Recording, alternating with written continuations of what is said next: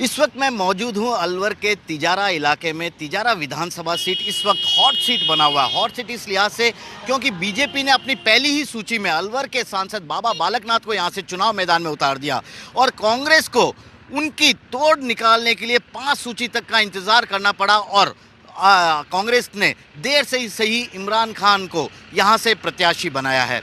किस तरह का यहां पर चुनावी माहौल है और ये जानना इसलिए भी जरूरी है क्योंकि यह मेवात से लगा इलाका है, हरियाणा से सटा बॉर्डर है, भिवाड़ी भी औद्योगिक क्षेत्र भी है। लेकिन क्या यहाँ पर नेता जो कि इन मतदाताओं के वोट के जरिए विधानसभा से लेकर संसद तक का सफ़र तय किए, उन्होंने यहाँ के लोगों के विकास की रफ्तार को आगे बढ़ाया नहीं? तो मैं शुरुआत करता हूँ यहाँ के कुछ लोगों से। पहले तो मैं आपसे पूछता हूँ आपका नाम। जी राकेश यादव। राकेश जी, आपका ये इलाका तो पूर्व मुख्यमंत्री बरकतुल्ला खान साहब का इलाका है। मुख्यमंत्री जी का, भले ही वो पूर्व मुख्यमंत्री हैं, राजस्थान के रह चुके हैं, विकास तो खूब हुआ होगा। नहीं सर, मुझे नहीं लगता पहले के हिसाब से विकास हुआ है, लेकिन अब उम्मीद है कि आने वाले समय में विकास अच्छा होगा। और जो 5 साल गए हैं इसमें भ्रष्टाचार के अलावा कुछ नहीं हुआ। अब ये उम्मीद रखते हैं कि बाबा बालकनाथ से, योगी आदित्यनाथ जी जो आ रहे हैं उनसे, कि आने वाले 5 साल में जो भ्रष्टाचार ज़्यादा है उसे थोड़ा ख़त्म किया जाए और पब्लिक को आश्वासन दिया जाए, पब्लिक को एक जीवन शैली में, एक शिक्षा में, एक स्वास्थ्य में, एक जो भी अनेक प्रकार की जो प्रॉब्लम है उनको सोल्व किया जाए। इसका मतलब सीधा सीधा आप तो ये कह रहे हैं आपका इलाका पिछड़ा हुआ इलाका है, यहाँ कुछ भी नहीं है, किसी भी नेता ने कुछ भी नहीं किया कभी? तो सर इसमें आपको दिखाई क्या दे रहा है? मतलब पिछले 5 सालों में यहाँ पे क्या हुआ है? चुनाव आने के उपलक्ष्य में तो पब्लिक पता नहीं क्या क्या करती है आने उस टाइम पे। उससे पहले जो यहाँ टाइम 4 साल का गुजरा उस समय आप क्या देख रहे हैं? यहाँ पे कुछ हुआ है, कुछ दिखाई दे रहा है तो आप बताइए हमें। इनको तो विकास नहीं दिख रहा है, आपको विकास दिख रहा है कहीं ना कहीं कुछ? सर मुझे भी कोई विकास नहीं दिख रहा। मेरा नाम आकाश कामरा है और मुझे कोई विकास नहीं दिख रहा है यहाँ पर जो कांग्रेस टाइम में हुआ हो। क्योंकि जो बीजेपी सरकार में विकास हुआ है, चाहे वो केंद्र की योजना का हो, कोई केंद्र की योजना का लाभ लेना हो राज्य में। क्या मिला केंद्र की योजना का लाभ? मैं आपसे पूछ रहा हूँ, आपको क्या मिला? कुछ तो मिला होगा ना आपको? सर सबसे पहले प्रायोरिटी मिली।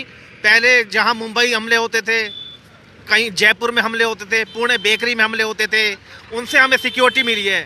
सबसे पहले हमें जो हम आम आदमी टैक्स भरते हैं, टैक्स पे करते हैं, उसका सबसे बड़ा लक्ष्य ये होना चाहिए कि हमें प्रायोरिटी सिक्योरिटी मिलती है। ठीक है। एक आपका नाम क्या बताया आपने? आकाश। आकाश जी, 1 मिनट इधर आइए, मैं आपको आकाश जी के साथ दिखाता हूँ। थोड़ा पीछे की तरफ देखिए आप, यहाँ पर ये आपको बुलडोजर नजर आ रहे हैं। ये आकाश जी आप देखिए। हाँ जी सर। आप तो कह रहे हैं कि शांति सद्भाव सब कुछ हुआ, कहाँ आपके इलाके में फिर बुलडोजर क्यों लाए गए यहाँ पर, वो भी बाबा योगी आदित्यनाथ के जी के सभा में? सर ये बुलडोजर इसलिए लाए गए हैं कि जो, क्योंकि ये उनका टॉपिक एक हिसाब से बोला कि जो वो किसी नाजायज पे काम नहीं करते। अगर करते हैं तो किसी जायज, जो जायज है किसी के अगर करना है उसी पे वो काम करते हैं अपना।